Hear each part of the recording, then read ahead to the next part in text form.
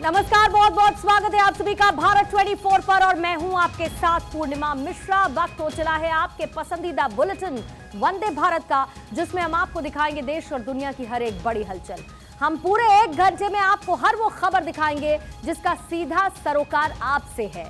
तो चलिए बिना रुके शुरू करते हैं खबरों का सिलसिला। दिखाते हैं आपको इंडिया टू इंटरनेशनल पूरा हाल वंदे भारत।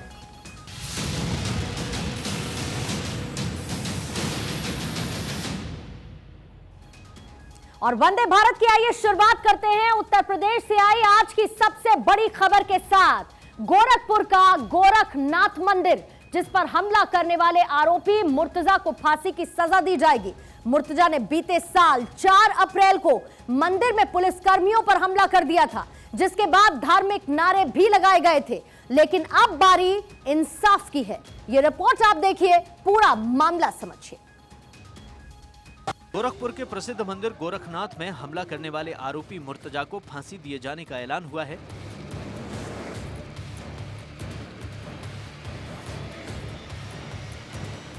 गोरखनाथ मंदिर में घुसकर सुरक्षा कर्मियों पर आतंकी हमला कर घायल करने के आरोपी अहमद मुर्तजा अब्बासी को एटीएस के विशेष जज विवेकानंद शरण पांडे ने ये सजा सुनाई।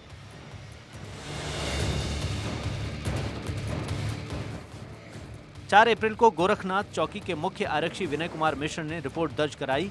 उसमें कहा गया कि वो मंदिर के गेट नंबर 1 के सुरक्षा प्रभारी थे। तभी अचानक आरोपी ने बांके से पीएसी के सिपाही अनिल कुमार पासवान पर हमला कर हथियार छीनने की कोशिश की।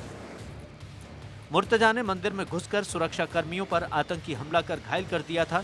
जब आरोपी हमलावर मंदिर में हमला कर रहा था, तभी बचाव में दूसरे सुरक्षा कर्मी आ गए, जिसके बाद आरोपी ने सिपाही गोपाल गौड़ को भी घायल कर दिया और बांका लहराते हुए धार्मिक नारे लगाए।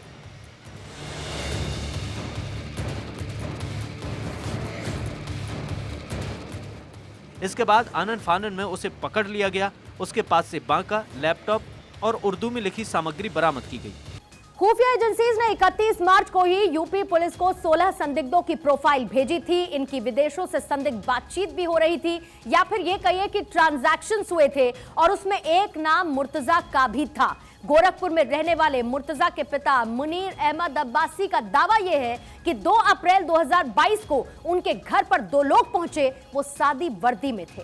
वहीं जब परिवार वालों ने इस बात की जानकारी मुर्तजा को दी, तब वो समझ गया कि वो एटीएस की रडार पर आ चुका है, जिसके बाद उसने अपनी सारी डिटेल्स मिटा दी, फोन को फॉर्मेट कर दिया और एक ऐसा हमला प्लान किया जिसमें पुलिस उसे गोली मार दे, ताकि एटीएस को नए मामले में उलझाकर इस पूरे मामले की दिशा को ही मोड़ दे। मुर्तजा गोरखपुर के एक रसूखदार परिवार का इकलौता बेटा। मुर्तजा की फैमिली सिविल लाइंस में रहती।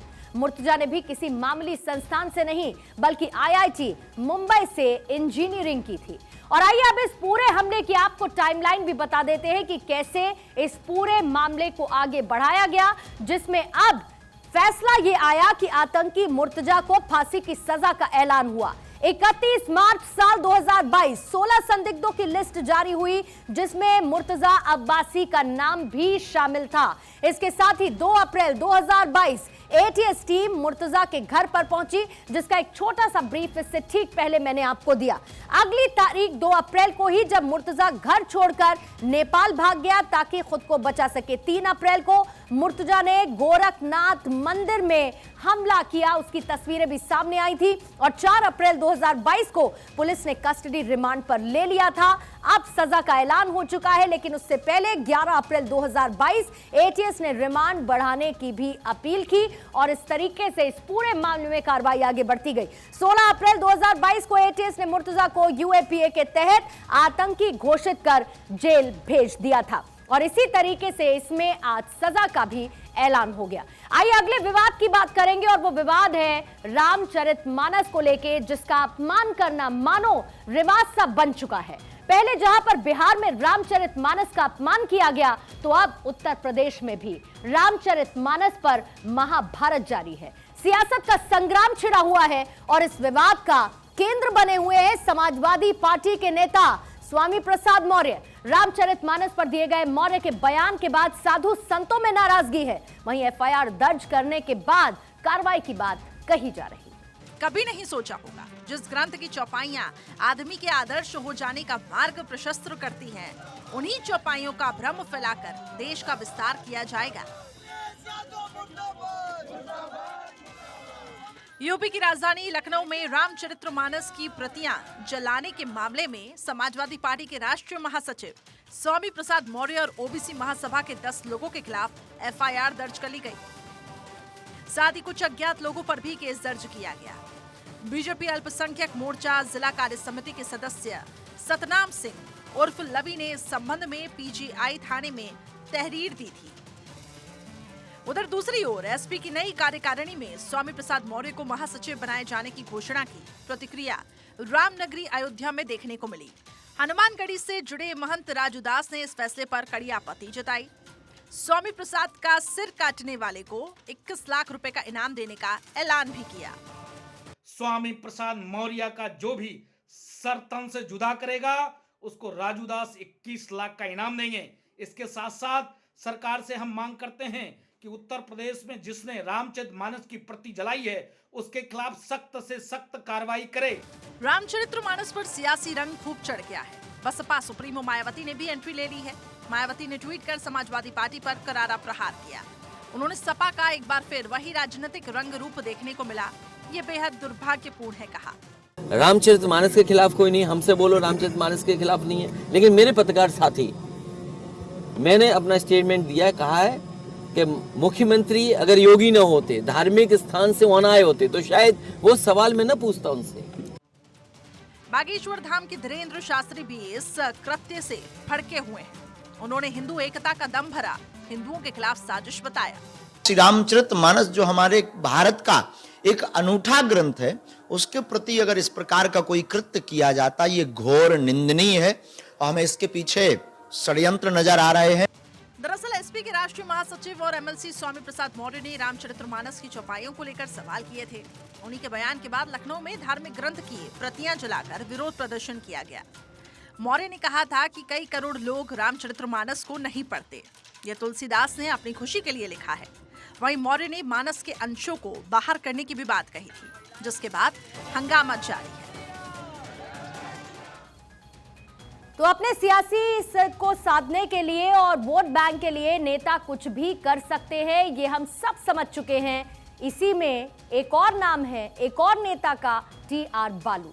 इन दिनों डीएमके नेता टीआर बालू का एक वीडियो जमकर वायरल हो रहा है, जिसमें वो ये कहते हुए नजर आते हैं कि उन्होंने ही 100 साल पहले कई हिंदू मंदिरों को तोड़ा।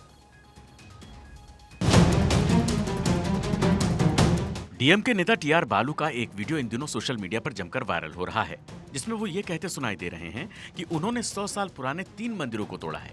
इतना ही नहीं, वो तीनों मंदिरों के नाम और स्थान भी बता रहे हैं जिनको तोड़ा गया है। 100 ವರ್ಷ ಕೋಯಿಲ್ ಇಡ್ಸಕ್ಕೆ ಇದೇ ಟಿಆರ್ ಬಾಲು ಬೆಂಗಳೂರಲ್ಲ ಎರಡು ತೋದಿಲ್ಲ ಸರಸ್ವತಿ ಕೋಯಿಲ್ ಲಕ್ಷ್ಮೀ ಕೋಯಿಲ್ ಇನ್ನೊಂದು ಕೋಯಿಲ್ ಸರಸ್ವತಿ ಲಕ್ಷ್ಮೀ ಇನ್ನೊಂದು ಕಡೆ பார்வதி கோயில்.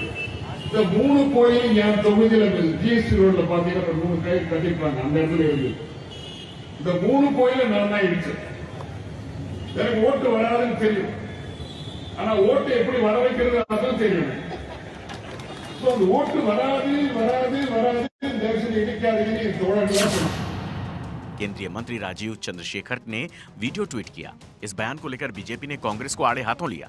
इस वीडियो के कैप्शन में उन्होंने लिखा कि तमिलनाडु में राहुल गांधी और कांग्रेस के सहयोगी कैसे हिंदुओं के खिलाफ नफरत फैला रहे हैं। डीएमके सांसद टीआर बालू ने हाल ही में अपने नेता पर हमला करने की हिम्मत करने वाले को मारने और हाथ काटने की धमकी दी थी। सोशल मीडिया पर उनके इस बयान की कड़ी निंदा की गई। उनके भाषण की एक और क्लिप वायरल हो रही है। इस बार उन्होंने कथित तौर पर अपने निर्वाचन क्षेत्र में सदियों पुराने मंदिरों को गिराने की बात कही है। तो एक तरफ सदियों पुराने मंदिर को तोड़ने को लेकर बयान, तो मेरठ में धर्मांतरण के दबाव में युवक की खुदकुशी का मामला सामने आया। आरोप यह है कि लड़के ने मुस्लिम लड़की से लव मैरिज की थी और उसके बाद से लड़की के घर वाले उस पर धर्मांतरण का दबाव बना रहे थे और इसी वजह से उसने फांसी लगाकर जान दे दी।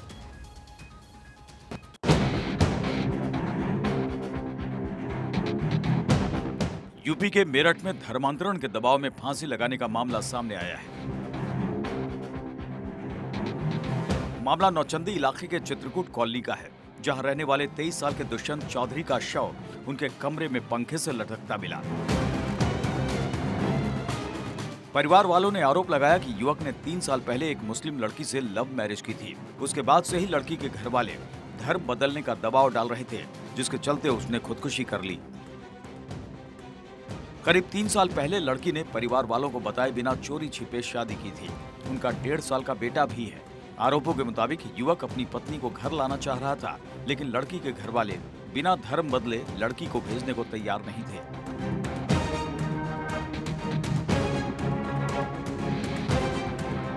मामले में दुष्यंत के चचेरे भाई ने नौचंदी थाने में तहरीर दी है। हिंदूवादी संगठनों ने भी मामले में विरोध दर्ज कराया है और आरोपियों पर सख्त कार्रवाई की मांग की है। क्षेत्र अंतर्गत चित्रकूट कॉलोनी निवासी दुष्यंत नाम के एक युवक के द्वारा आज आत्महत्या कर ली गई थी।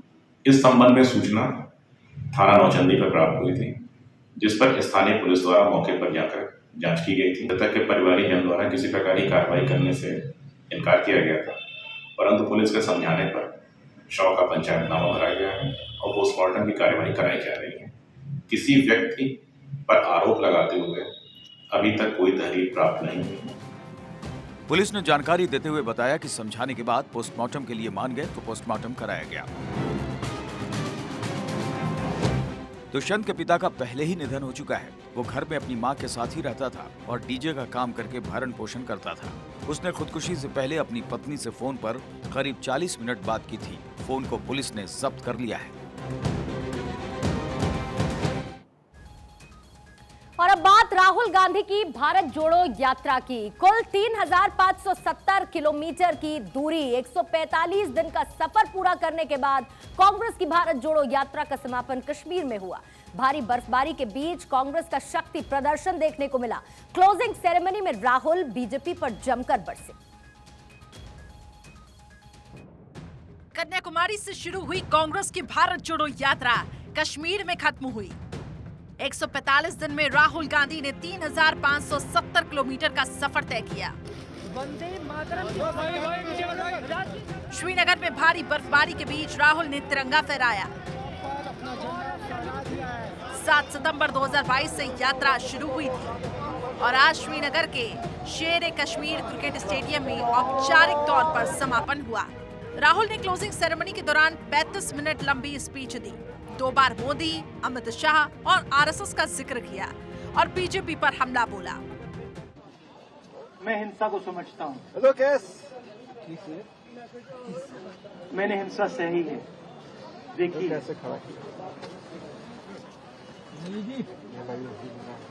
जो हिंसा नहीं सहता है, जिसने हिंसा नहीं देखी है, उसे ये बात समझ नहीं आएगी।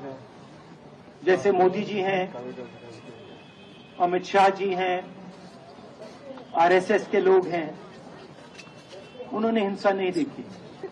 हम 4 दिन पैदल चले। मैं आपको गारंटी देके कह सकता हूं कि बीजेपी का कोई नेता ऐसे नहीं चल सकता। श्रीनगर में महबूबा मुफ्ती ने कहा कि राहुल, तुमने कहा था कि तुम कश्मीर में अपने घर आ गए हो, ये तुम्हारा घर है। मुझे उम्मीद है कि गोडसे की विचारधारा ने जम्मू कश्मीर से जो छीन लिया वह इस देश से वापस मिल जाएगा। उमर अब्दुल्ला ने अपनी ही स्पीच में सरकार को घेरा। वहीं प्रियंका गांधी ने बीजेपी पर जमकर निशाना साधा। आज जो राजनीति देश में चल रही है, यहाँ खड़े होकर मैं कह सकती हूँ, उस राजनीति से देश की भलाई नहीं हो सकती।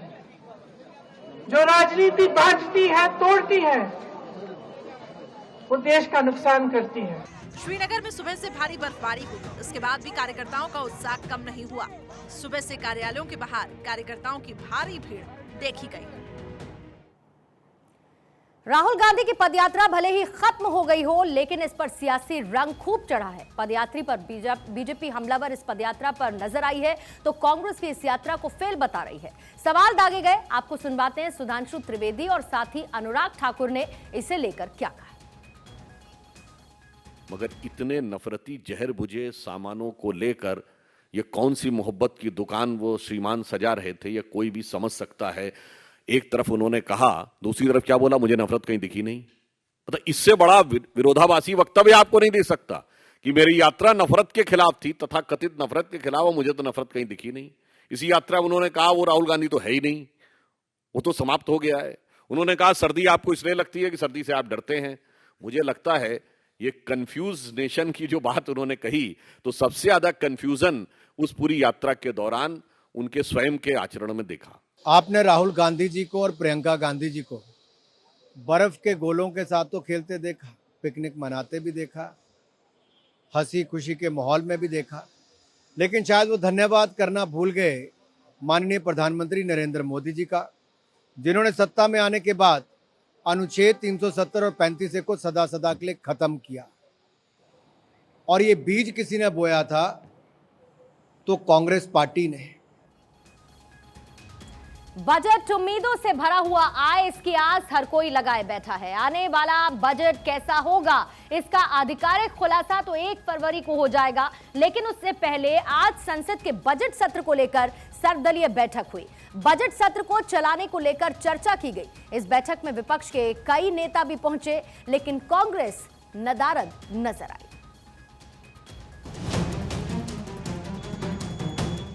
संसद के बजट सत्र की शुरुआत से एक दिन पहले सोमवार को केंद्र सरकार ने सर्वदलीय बैठक बुलाई। संसदीय कार्य मंत्री प्रहलाद जोशी ने संसद की कार्रवाई का सुचारू संचालन सुनिश्चित करने के लिए ये बैठक बुलाई। बताया गया है कि बैठक में राष्ट्रवादी कांग्रेस पार्टी, टीएमसी समेत कई दल शामिल हुए। हालांकि कांग्रेस का कोई भी नेता बैठक के लिए नहीं पहुंचा। संसद के हर सत्र से पहले इस तरह की बैठक आयोजित होती रही है। बैठक में विपक्षी दल उन मुद्दों को रख सकते हैं जिन पर वो इस सत्र में चर्चा चाहते हैं। 31 जनवरी को आर्थिक सर्वे की रिपोर्ट पेश की जाएगी। केंद्रीय संसदीय कार्य मंत्री प्रहलाद जोशी ने कहा, बैठक अच्छी रही। हम सदन को बेहतर ढंग से चलाने के लिए विपक्ष का सहयोग चाहते हैं। आज इसके लिए हमने ऑल पार्टी मीटिंग बुलाया था। अच्छे माहौल में चर्चा हुआ है and I seek the cooperation of all the opposition and since government is ready for any discussion, I seek the cooperation for run the house smoothly. Budget सत्र से एक दिन पहले बुलाई गई सर्वदलीय बैठक के बाद बीआरएस सांसद ने कहा है कि हम राष्ट्रपति के अभिभाषण का बहिष्कार करने पर जल्द ही फैसला लेंगे। बीजेडी सांसद सस्मित पात्रा ने कहा, महिला आरक्षण विधेयक इस सत्र में बीजेडी की प्राथमिकता रहने वाला है। This reservation bill is going to be a priority for the Biju Janata Dal in this session. We have been pushing for the passage of the Women's Reservation Bill, and we will be also building consensus with like-minded parties to put pressure on the government to ensure that the Women's Reservation Bill is passed. Budget सत्र पर सरकार को घेरने के लिए विपक्षियों ने कमर कस ली है। Budget सत्र 2 हिस्सों में होगा। पहला हिस्सा 13 फरवरी तक चलेगा, वहीं दूसरा भाग 13 मार्च को अवकाश के बाद 6 अप्रैल तक चलेगा। इस दौरान विभिन्न मंत्रालयों की अनुदान मांगों पर चर्चा होगी और केंद्रीय बजट पारित किया जाएगा। संसद का बजट सत्र 31 जनवरी से शुरू होगा। इसी दिन लोकसभा और राज्यसभा की संयुक्त बैठक में राष्ट्रपति द्रौपदी मुर्मू का अभिभाषण होगा। और अब खबर अयोध्या से, जहां पर राम मंदिर इसी साल बनकर तैयार हो जाएगा और 2024 मकर संक्रांति के बाद दर्शन भी होने लगेंगे। रामलला के गर्भगृह में 2 मूर्तियां विराजमान होंगी। पहली मूर्ति चल होगी जो कि 1949 से स्थापित है, वहीं दूसरी अचल मूर्ति के रूप में नई मूर्ति का निर्माण किया जाना है, जो कि नेपाल से लाई जा रही काली गंडक नदी की विशाल शिलाओं से बनाई जाएगी। इन शिलाओं को शालिग्राम शिलाएं कहा जाता है, जो कि 2 फरवरी को अयोध्या राम जन्मभूमि पहुंचेंगी।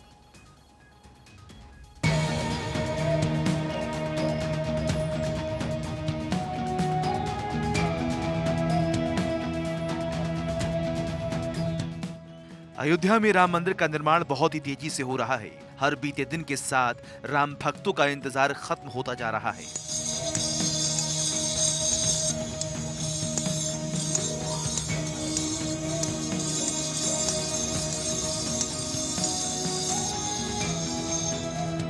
अब जहां एक तरफ रामलला के मंदिर का निर्माण तेजी के साथ किया जा रहा है, वहीं दूसरी ओर रामलला की जन्मभूमि मंदिर के मूल गर्भगृह में रामलला की मूर्ति की स्थापना को भी लेकर कार्य तेज कर दिए गए हैं। पिछले 1 साल से राम जन्मभूमि तीर्थ क्षेत्र ट्रस्ट नेपाल की गंडक नदी की 2 विशाल शिलाओं को लाने का प्रयास कर रही थी, जो अब साकार हो गया है।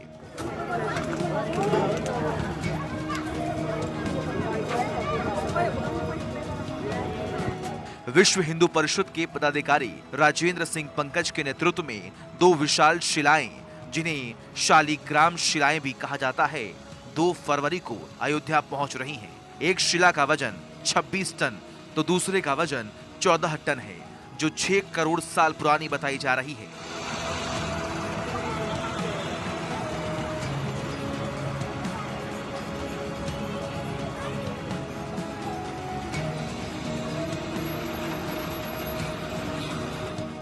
राम जन्मभूमि तीर्थ क्षेत्र ट्रस्ट के महामंत्री चंपत राय का ये कहना है कि भगवान श्री राम के मंदिर में मूर्ति किस तरीके की हो और किन शिलाओं में मूर्ति निर्मित हो, इस पर राम जन्मभूमि तीर्थ क्षेत्र ट्रस्ट विचार कर रहा है। इसके लिए देश भर के मूर्तिकारों से रामलला के बाल्यकाल के चित्रों और उनके विचारों को आमंत्रित किया गया है।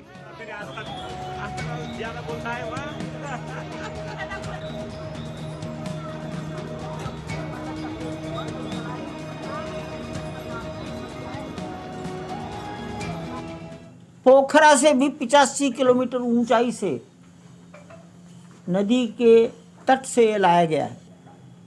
नेपाल के संतों ने कहा हम अयोध्या को सौगात में देना चाहते हैं। कभी जनकपुर ने जानकी जी दी, अब जानकी जी के दहेज के रूप में ये सौगात देंगे।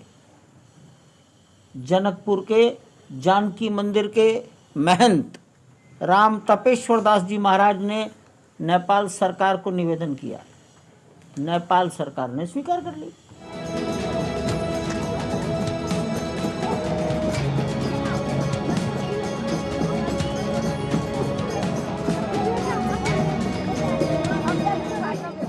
अयोध्या के साधु संत नेपाल से आ रही शालिग्राम शिला की अयोध्या पहुंचने को लेकर बेहद खुश दिखाई दे रही हैं। रामलला के मुख्य पुजारी आचार्य सत्येंद्र दास का ये कहना है कि ट्रस्ट के विचार स्वागत योग्य हैं। गंडक नदी में मिलने वाली शालिग्राम शिलाएं पूजित होती हैं। इनकी सभी मंदिरों में पूजा की जाती है। शालिग्राम शिलाओं से मूर्ति बनती है, यह अच्छी बात है।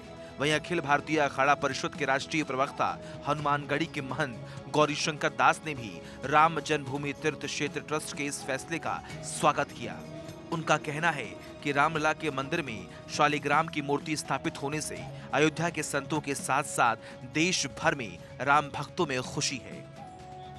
नेपाल में गंडकी नदी है, उसी में शालिग्राम की पत्थर मिलता है और इस शालिग्राम जो हमारे सभी मंदिरों में जिनकी पूजा की जाती है, अब जो विचार में आया है ट्रस्ट के, उसने सोचा है कि हम उसी शालिग्राम की पत्थर से जो भगवान की मूर्ति है जो विराजमान होगी भव्य मंदिर में, उसी से मूर्ति बनाई जाए।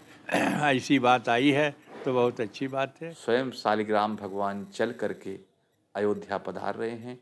हम संतों को बहुत ही प्रसन्नता है और आने वाले दिन में जो गंडक नदी से शालिग्राम भगवान के रूप में पत्थर आ रहा है, उसी में ठाकुर जी विराजमान होंगे, उन्हीं पत्थर की मूर्ति बनेगी।